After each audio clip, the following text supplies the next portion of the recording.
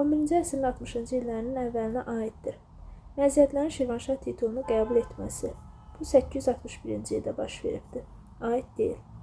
Şirvanşahların Dərbənd Əmirliyini birləşdirməsi. Dərbənd Əmirliyini 988-ci ildə asılı vəziyyətə saldılar.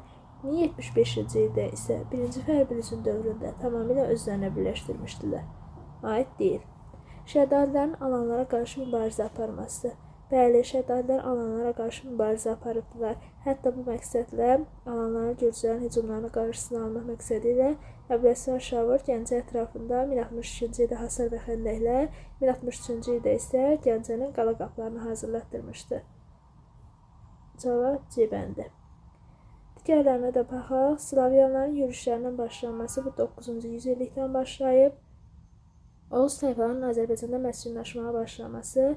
Oğuzların Azərbaycanda məskunlaşması 11-ci yüzilliyin əvvəllərindən başlayıbdır.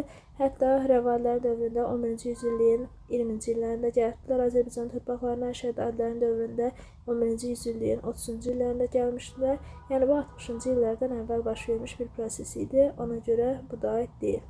Cavab C-bəndi. Azərbaycanda xilafət dövründə vəqf torpaqları üçün səciyyəvi idi.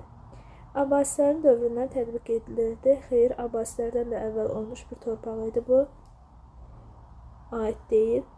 Yalnız xidmət müqabilində verilirdi. Xidmət müqabilində verilən torpaq iqta torpaqları olubdu. Ona görə də aid deyil. Satıla və bağışlana bilərdi. Xeyr, vəqf torpaqlarını satmaq olmazdı. Yalnız icarəyə verilirdi. D-bəndində də elə yalnız icarəyə verilməsini qeyd edibdilər. İcarəyə verilə bilərdi. Bu hətta iqta torpaqları ilə vəqf torpaqları üçün oxşar cəhd idi. Gəlir birbaşa dövlət xəzinəsinə daxil olurdu. Bu divan torpaqları idi. Cavab D-bəndi.